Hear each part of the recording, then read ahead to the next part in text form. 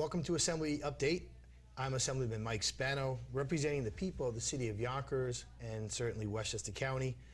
And I just wanted to say hello. It's an honor for me to be here and to have this opportunity to meet with constituents and local organizations on a daily basis to discuss ways to improve the quality of life for our residents of our city and our state.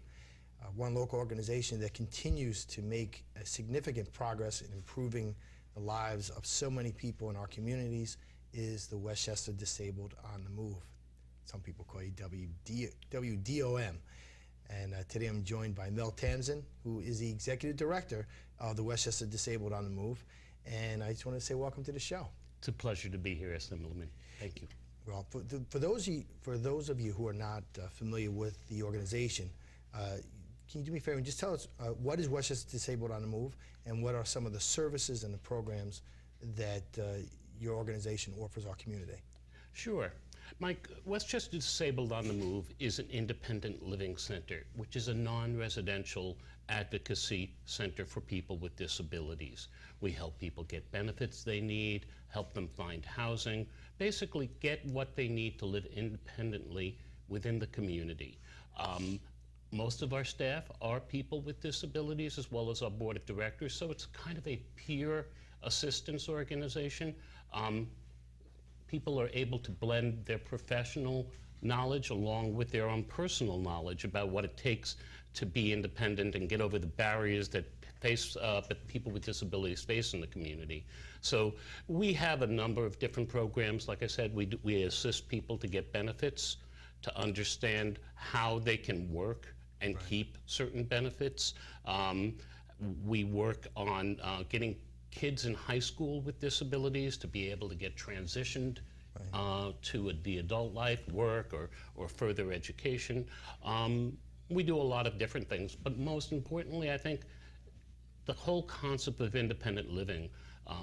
30, 40 years ago, people with disabilities, especially severe physical disabilities, were expected to live in institutional settings. We've made incredible progress since then, but there are still people who live in institutions and are trying to get out, and we provide a lot of assistance to help them get out. Yes, you do, and I've been dealing with you for many, many years, and know certainly I have a very intimate knowledge of what's happening, how your organization operates, and the people that you service back at home. A not-for-profit clearly means you don't make any money. It means you run on a skeletal kind of staffing allotment. Maybe tell the viewers, how is your organization funded? Primarily through the state education department. What used to be VESID, it just recently changed to Access.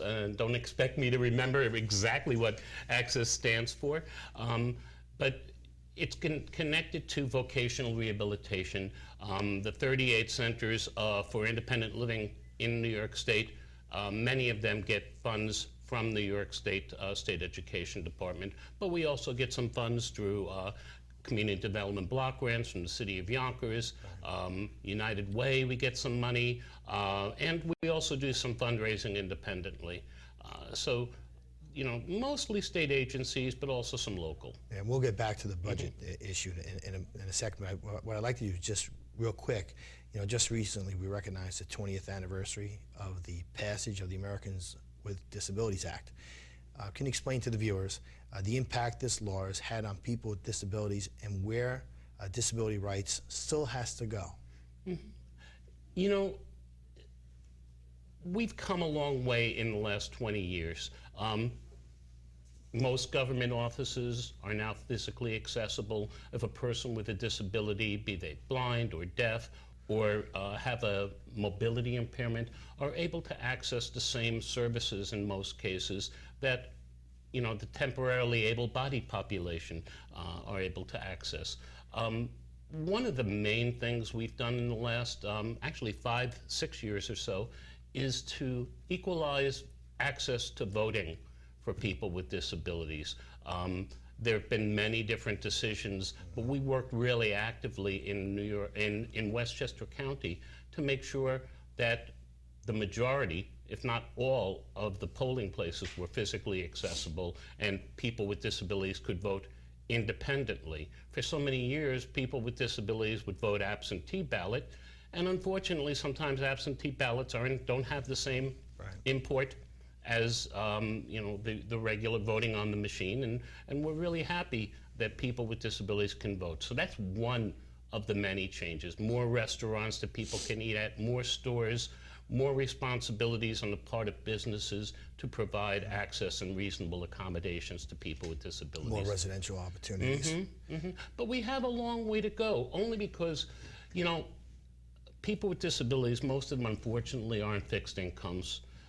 So they're also poor people, and in a county like Westchester County, where the cost of living is so high and the cost of housing is so high, unfortunately, we have a lot of people who really can't afford to maintain their homes independently. Many of them have to rely on Medicaid because they have home care services. They have to spend down to, $700 a month or so in income in order to get the Medicaid. So, there are some real barriers. There are attitudinal barriers as well, especially in the workplace, to people with disabilities becoming employees. But we have made a lot of progress. Like I said, 40 years ago, if you were a quadriplegic, which is somebody who has limited motion in their arms and their legs, you'd expect to spend your life in a nursing home. That's no longer true. Now, this year was the first year we implemented HAVA, Help America Vote Act, and we put in place new machines all across New York State. There was some mixed reviews about how that all went. Overall, though, can you tell me how that went for people with disabilities? I think that it went better than we thought, and it really varied around the state. I know that in Westchester County, we had a number of complaints of the accessible voting machines not operating correctly, or the people there didn't know how to find the key to open it. So there were those kind of, problems. However, a colleague of mine who lives in Dutchess County actually was able to work with the Board of Elections to really encourage not only the traditional people with disabilities to vote on the accessible machines, but the elderly people whose eyesight is going. They were able to really promote the use of it, and it was used a lot more by that population because of that promotion. It really depends on how it's viewed by the Board of Elections and how it's promoted by the Board of Elections. So, I mean, there were people who I know who, 5 years ago was the first time they were able to vote in any way but an absentee ballot. And that was important for them to be able to participate in the process. Yeah, I know that the county has worked very, very hard over the last couple of years to make sure that at least the sites themselves have accessibility. Now, once you get to the machine is obviously another whole discussion.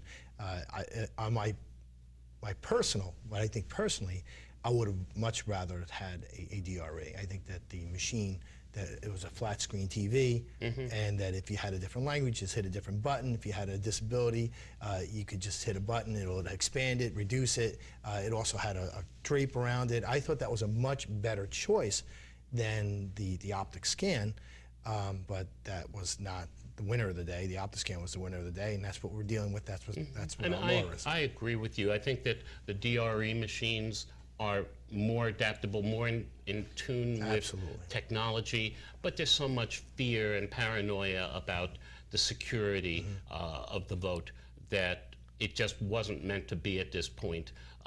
But I agree with you, it would have been a lot better. But, it's still an improvement over doing an absentee ballot. Yes.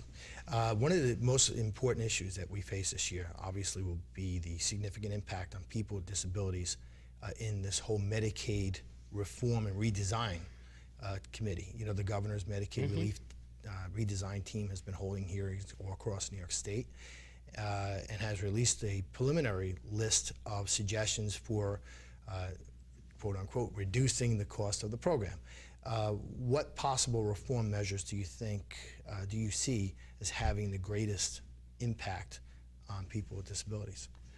I think that We've come into this process, the people with disabilities and their advocates, the independent living centers, for years now, 5, 6 years, suggesting to the state how reform, including moving people out of institutions when they don't want to be there back into the community, utilizing cheaper services and services that are more acceptable to people with disabilities, would save money. We've written a proposal, which the governor has, as well as the redesign team, which over 5 years would save close to $1 billion.